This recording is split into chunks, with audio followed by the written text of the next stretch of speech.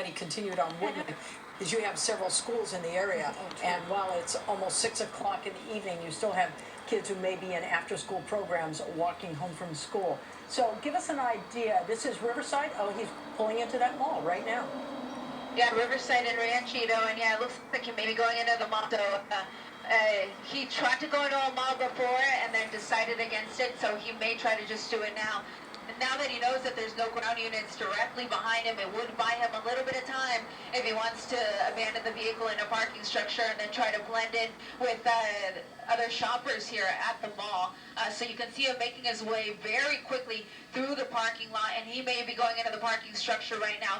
Let's see if he pops out the other side. Otherwise, it looks like he's going into that structure. But let's see. I believe this is him right here. Mm-hmm. So sure enough, coming here out the other side and now straight into the parking structure, the one that you see right here with all of the solar panels. So we are just off of the 101 freeway and Van Nuys Boulevard. I'll ask my pilot Robert if he just wants to orbit a little bit, just so it's not so steep right under us. But I can guarantee you that the airship overhead knows exactly where he's at. So what the airship is doing right now is directing some of the ground unit here to the mall. And so what happens at this point is you will essentially establish a perimeter around the mall area as quickly as possible to try to make sure that if he does exit, that you have someone essentially at the corner of the mall waiting for him to come.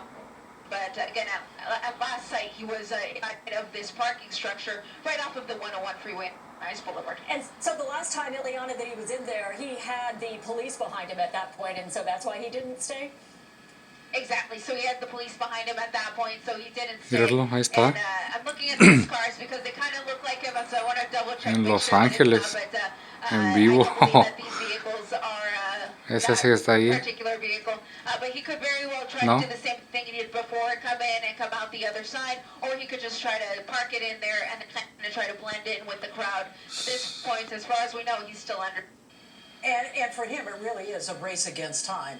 You know, the black and whites, the officers were far enough. Un carro robado, se le está huyendo a la poli. Here. That's exactly what he plans to do, is bail out of the car and sort of mingle in with the crowd there. Absolutely. The officers don't know what this person looks like at all. Those windows were so darkly tinted, so it would be so difficult for them to be able to identify him with the other people in the crowd. So at this point, again, we see all these dark vehicles coming out, so I continue to check just in case he does come out like he did once before. But you saw the airship there just for a moment in my shot. The airship's still circling this particular parking structure, trying to get LAPD units into place because this is still LAPD's jurisdiction, so they'll have LAPD units come surround the mall, set up a perimeter.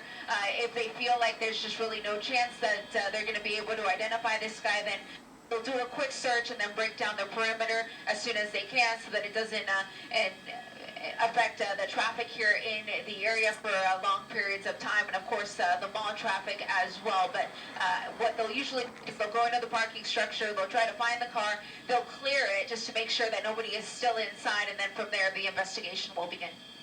Well, we're really not seeing any activity just yet. I know that, it was just on the freeway. They called in the CHP. We're looking for that. We see the helicopter there. Ahí está el helicóptero. We're not seeing any black and white units from the LAPD at the mall at this point.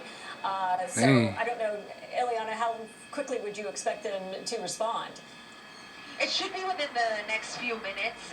And normally what they do when it's a tracking situation, they would have, oh, there you go. There, I just saw that one unit pull into the structure. So what I was just saying is when it's a tracking situation like this they'll usually have the police cars just within a couple minutes of the vehicle that they're in pursuit of, so that the officers are able to swoop in situations like this. So you saw that one unit go into the parking structure right now. Again, at this point, they only believe that this person stole the vehicle. They don't know that whether this person is armed or not. But of course, they're going to have to treat it as he is, just out of an abundant caution. It's clear how many people were in the car. So at this point, they don't know if they're looking for more than one. But you saw that one unit go into the structure now, and you will see additional units.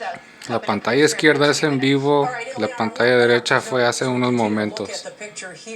We apparently have found the owner of that stolen vehicle. We're working to get an interview with him right now. We should have him up and live on the air here shortly, so stay with us.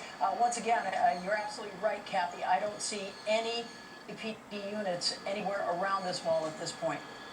Yeah, Ileana, you would expect they might close off, the entrances. We'd see a little bit of activity where, we wouldn't see people being able to go in and out if they were going to do some sort of a search. But I would imagine that's a huge operation to go in there and try to locate the vehicle. Se me hace que es un W, parece.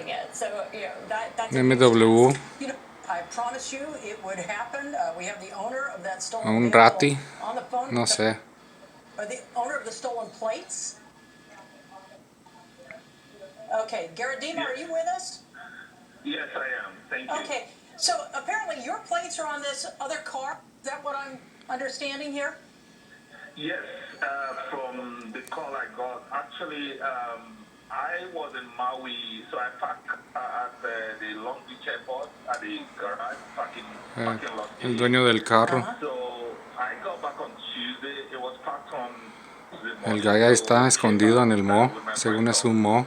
On Tuesday evening, I think we got in about 7:30. So my friend was getting out Mira. the luggage. I said, okay, let me go into Ya se van a meter ahí, van a ver. So I pulled out the car, and then as I was parking, there's a policeman behind who's stationed there. Said, oh, you don't have the number plate at the back. I said, no, I do.